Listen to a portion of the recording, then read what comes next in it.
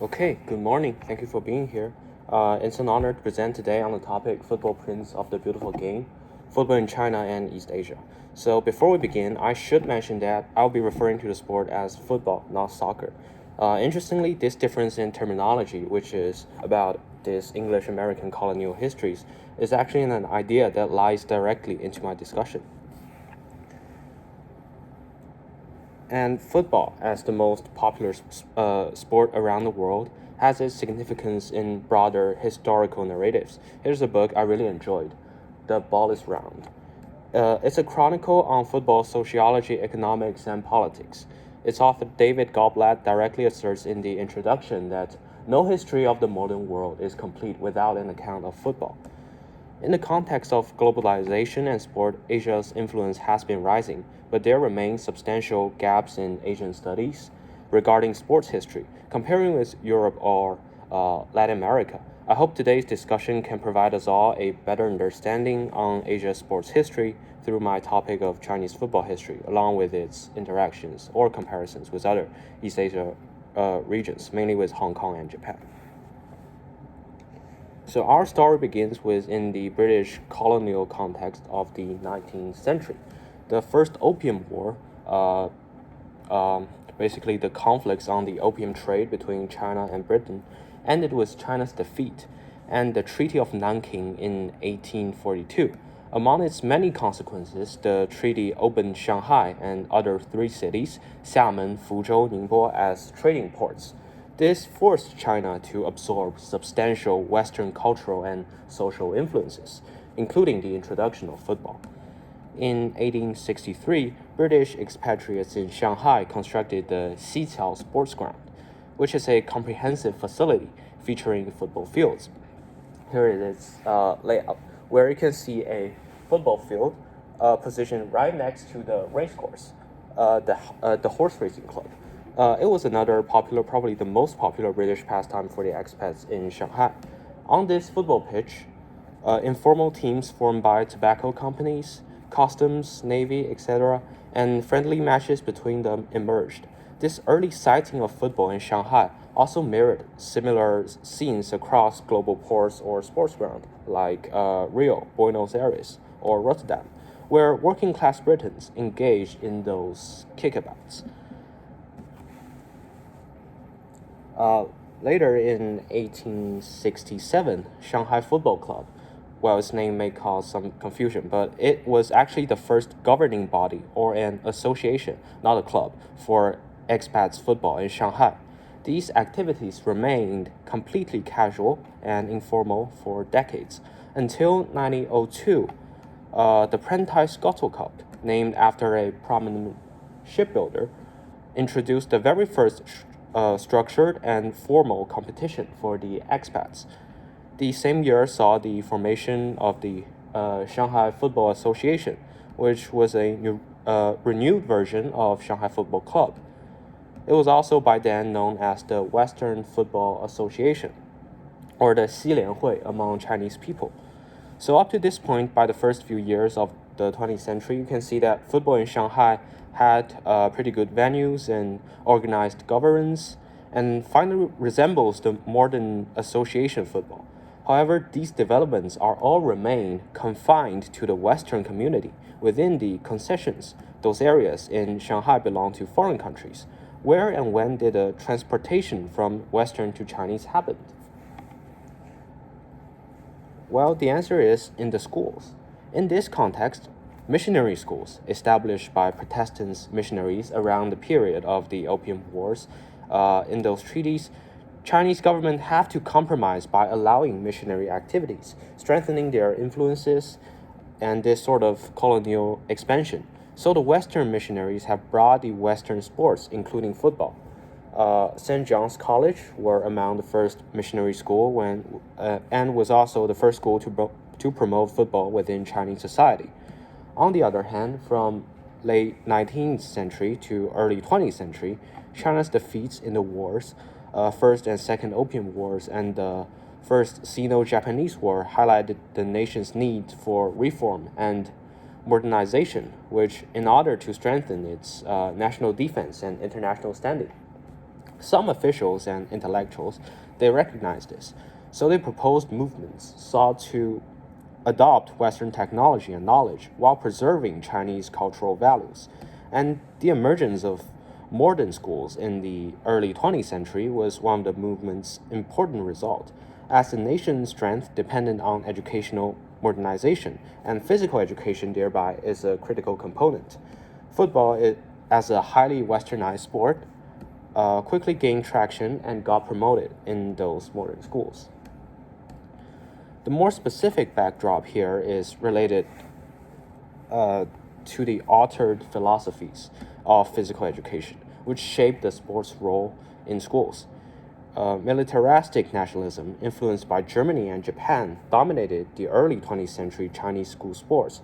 However, following Germany's defeat in World War I and the rise of the Mayfors and New Culture movement, which championed democracy and science, militaristic approaches faced widespread criticism. In 1919, the Fifth National Educational Association officially declared this militaristic physical education was outdated, promoting calls for reform. By 1923, the Beiyang government's new curriculum replaced gymnastics, 体操, with physical education, 体育, and eliminated military drills.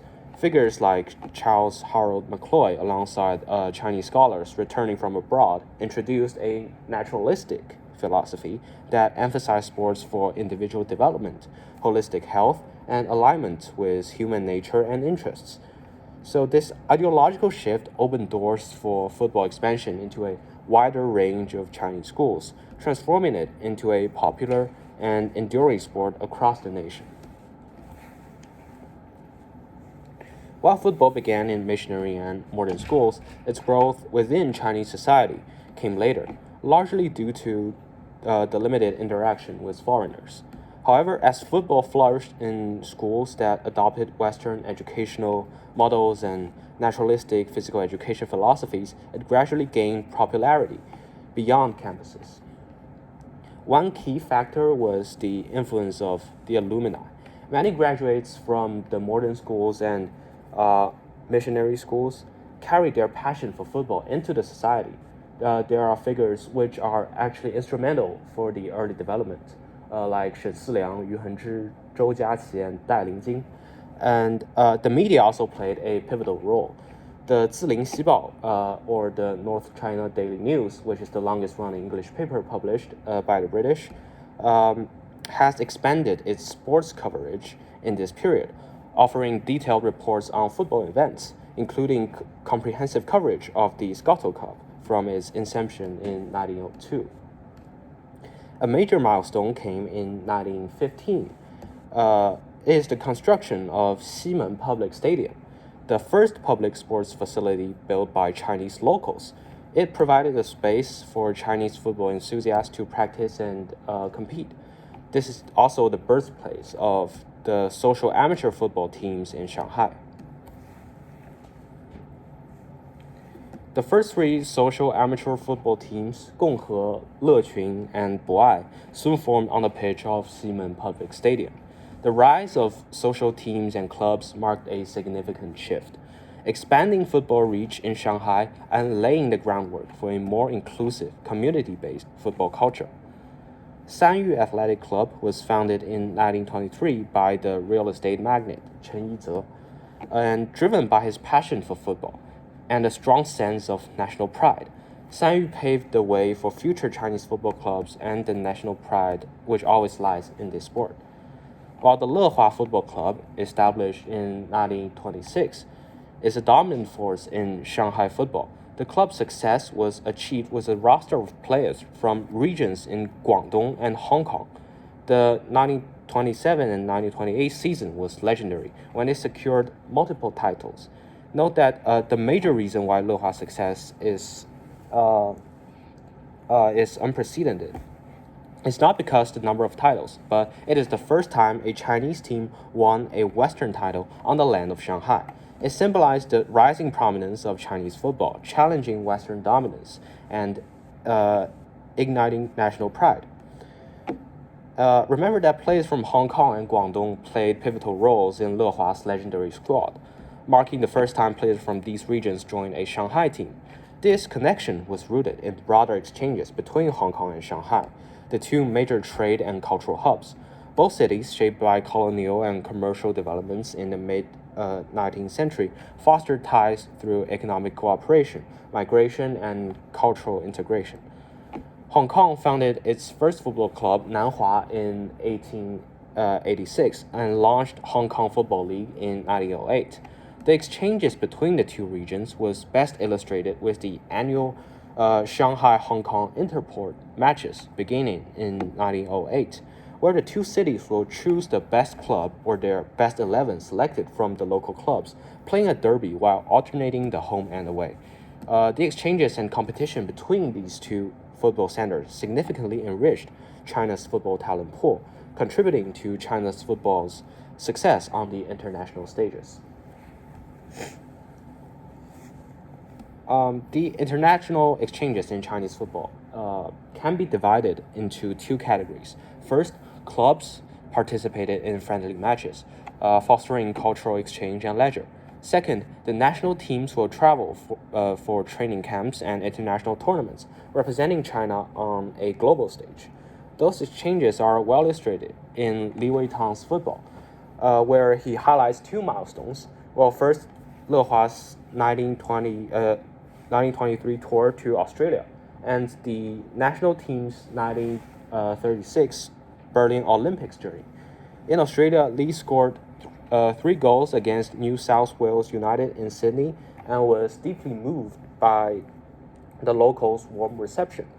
While in 1936, the Chinese national team played 27 matches in Asia before the Olympics. However, they lost by 2-0 to Britain in their opening Olympic match.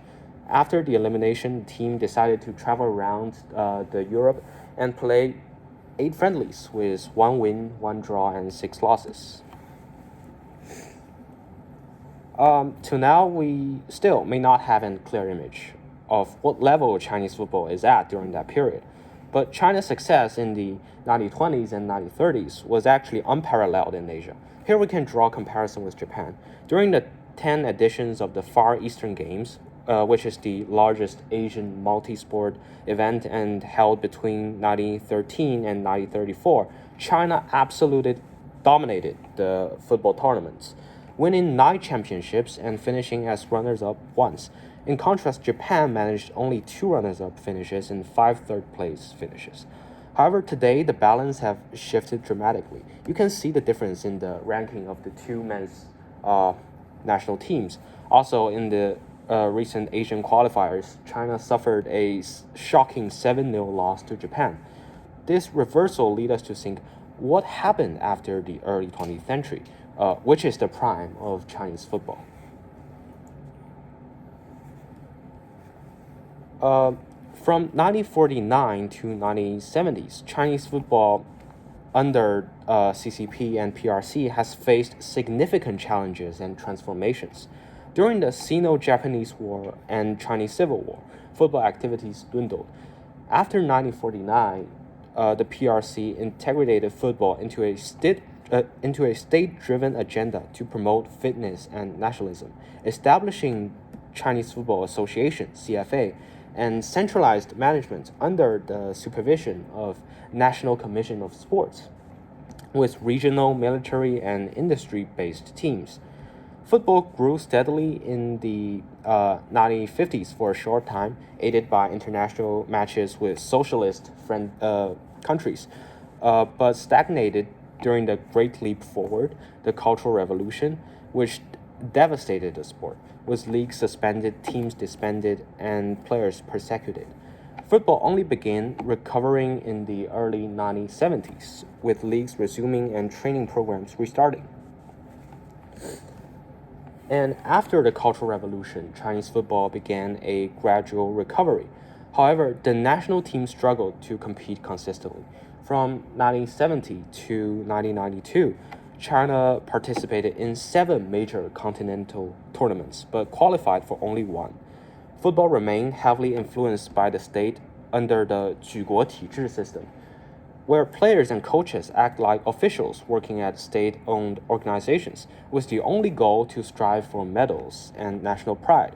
Sometimes this overly prioritized national team success over league development has led to frequent disruptions of domestic competitions. For example, the extended national team training camps could limit the sport's broader development, and China's football never reclaimed its former dominance. In 1992, the ongoing underperformance of the national team prompted some changes. Influenced by the success of professionalized European football leagues, the Hongshankou Conference has officially decided to open the doors for professionalization, allowing the private investments and football's commercialization, setting the stage for future growth. The renewing of the league system, 甲A, was one of its first significant steps. It initially saw success and attracted substantial private investment. This led to recruitment of foreign players and coaches alongside improvement in facilities. However, there is the problem of incomplete professionalization. Some clubs are still de facto controlled by state-owned enterprises, which has been controlling it back in the times of 举国体制. Also, when it comes to policymaking or decisions, it is always CFA or the National Commission of Sports having its way. Clubs found themselves increasingly marginalized. The operational and supervisory issues arose, reflecting the limitations of the state-driven oversight. But the bubble still didn't blow up. The big money era, where from 2008 until 2019, just before the pandemic, this decade saw investment of the league being unprecedentedly high. You can see Chinese clubs compete with European top clubs for high-profile players by offering them insanely high transfer fees and wages. These massive investments are particularly from the real estate companies. More than half of the clubs in that period were controlled by companies that were involved more or less in the real estate industry. However, the pandemic just revealed what was the actual situation like. The liquidity problems of real estate companies and the local government debt made all clubs and the whole Chinese football industry hit a wall. We can see lower attendance, club dissolutions, and declining public interests. And financial troubles also deepened, with many teams unable to cover expenses after losing financial backers. Corruption scandals involving bribery and match fixing also marred the sport. While the CSL attracted international attention, the system's flaws, lack of long-term strategies, weak governance, and dependence on foreign talent became more evident than ever. The COVID-19 crisis exposed these vulnerabilities and delayed key reforms, such as separating the regulatory oversight from operational management, which might have provided the league with the autonomy needed for long-term sustainability. And in conclusion, the evolution of Chinese football has unfolded through distinct periods, each marked by unique characteristics. From 1863 to 1914, colonial influences limited the sport's reach, while the Golden Age from 1915 to 1940 saw a blossoming of interest and development. However, political turmoil and warfare from 1941 to 1970 led to stagnation. The state support from 1971 to 1992 partially revived the sport, paving the way for professionalization. The introduction of professional play brought both growth and challenges after 1993. While the future of Chinese football appears to be shaped by ambitious reforms driven by current leaders, there are significant uncertainties surrounding their success. Despite the recent focus on long-term investments, youth development, and infrastructure, past efforts have been hindered by financial instability, weak governance, and over-reliance on foreign talent. While reforms aim to address these issues, it remains still unclear whether they can create a truly sustainable model. Without solid structural foundations and effective management, the future of Chinese football may continue to face significant hurdles, even as it strives for a revival in the post-pandemic world. And that is all. Thank you for your time.